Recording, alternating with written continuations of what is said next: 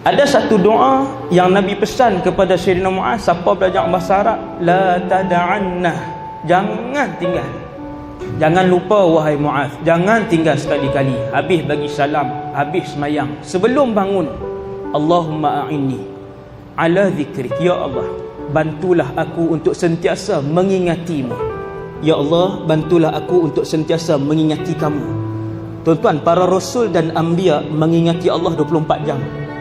Qiyaman wa qu'udan, istiqadhan wa nauman.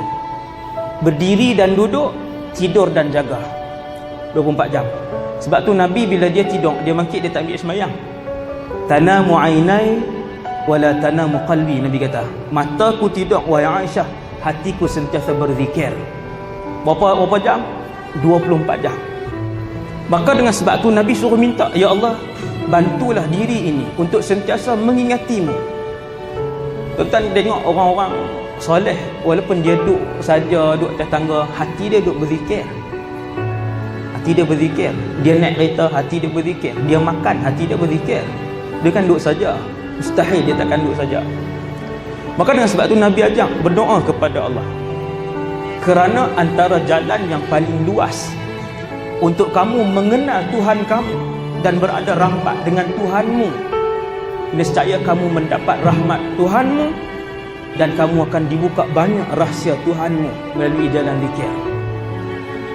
Sebab tu waktu Nabi Yunus berada dalam perut ikan, cerita ni dalam Quran, tak payah tanya pula. Tuan-tuan, Nabi Yunus dibuang sebab muatan lebih.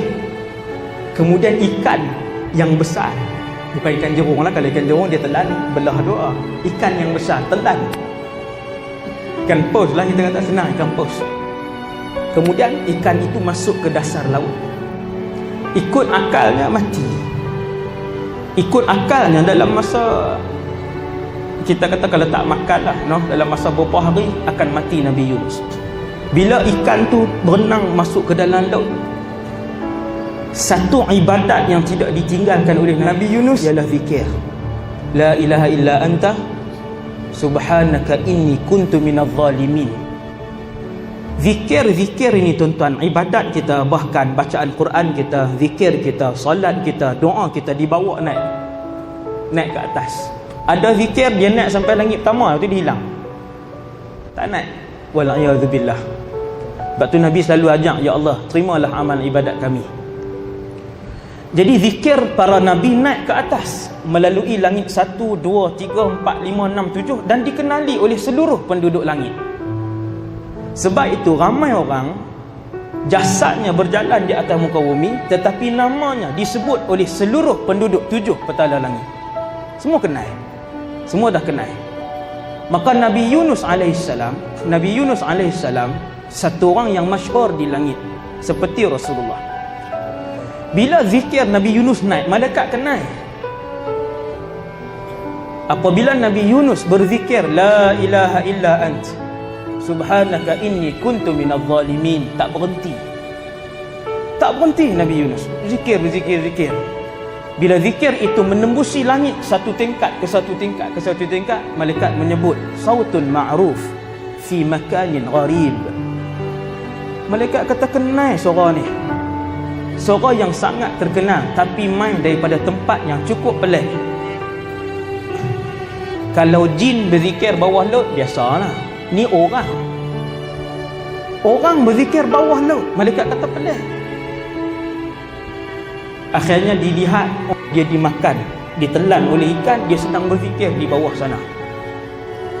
Maka Allah merakamkan keadaan zikir Nabi Yunus alaihissalam. Tuhan kata dalam Quran, kalau Nabi Yunus ini tidak membanyakkan zikirnya, nescaya kami tidak menyelamatkannya. Dia akan mati di dalam perut ikan tadi. Akan tetapi disebabkan Yunus alaihissalam adalah orang yang membanyakkan zikir seperti para rasul lain, dan dengan zikir itu kami menyelamatkan Yunus alaihissalam. Zikir tuan-tuan. Dengan sebab itu dalam Quran ayat lain banyak Allah sebut wa yadhkurunallaha qiyaman wa qu'udan, dan mereka ahlullah ni berzikir kepada Allah qiyaman wa qu'udan, wa ala junubihim. Diri, duduk, berbaring 24 jam berzikir. Wasabbihuhu bukratan wa asila. Pujilah Allah, bertasbihlah kepada Allah bukratan wa asila, pagi dan petang. Tuhan kata daripada pagi sampai petang, tak berhenti. Kemudian Allah sebut dalam Quran, Allah ulang banyak kali. Yang ni jarang orang renung. Apa dia tuan? Jarang orang renung satu ayat, iaitu di dalam alam ini setiap makhluk berzikir kepada Allah kecuali dua. Yang pertamanya manusia, yang keduanya jin dan syaitan. Yang ni yang paling banyak tidak berzikir. Makhluk lain, buku, mikrofon, rehan, sejadah, kipas, pokok, angin, laut, bintang, bulan. Wa in min syai'in. Tuhan kata tak ada benda dalam alam ini. Allah buat contoh dalam Quran. Tuhan kata matahari, kamu tengok burung, kamu tengok bukit, kesemuanya berzikir. Walakin la tafqahuna tasbihahum, akan tetapi kalian tak faham cara zikir mereka. Tuan-tuan, alam ini berzikir kesemuanya.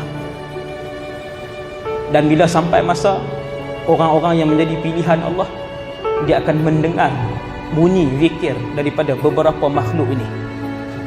Nabi pegang dalam satu hadis sahih, disebutkan dalam kitab Tuhfatul Murid, Nabi pegang pasiak satu hari, Nabi genggam, Nabi pegang, Nabi tunjuk. Keliling Nabi ada sahabat kanan, Abu Bakar, Umar, Uthman, Ali, Abu Ubaidah bin Jarrah. Ni semua ahli syura.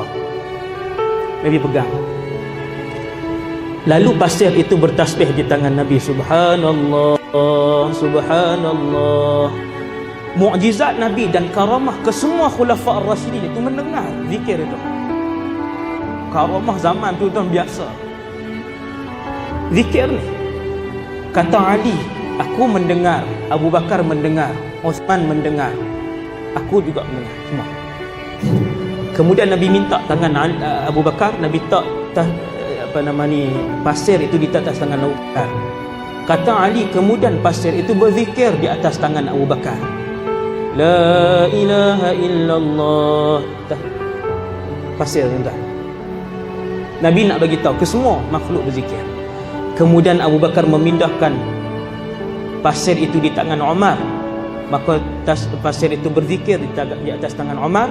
Kemudian memindahkan di atas tangan Uthman, pasir itu bertasbih di atas tangan Uthman. Kemudian dipindahkan ke atas tanganku, pasir itu berhenti berzikir. Wallahu alam, pasir apa? Mungkin ada sebab, ada kan di atas tangan Sayyidina Ali.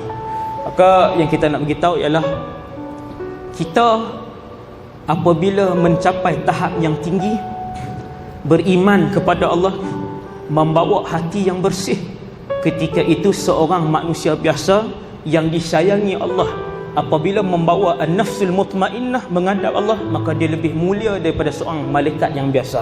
Awamul malaikah disebutkan dalam kitab tauhid, lebih mulia daripada seorang malaikat biasa. Akan tetapi ketika mana manusia meninggalkan Allah, membawa hati dan jiwa yang kotor dan liar menghadap Allah Azza wa Jalla di padang mahsyar, ketika itu kata para ulama, mereka lebih hina daripada binatang.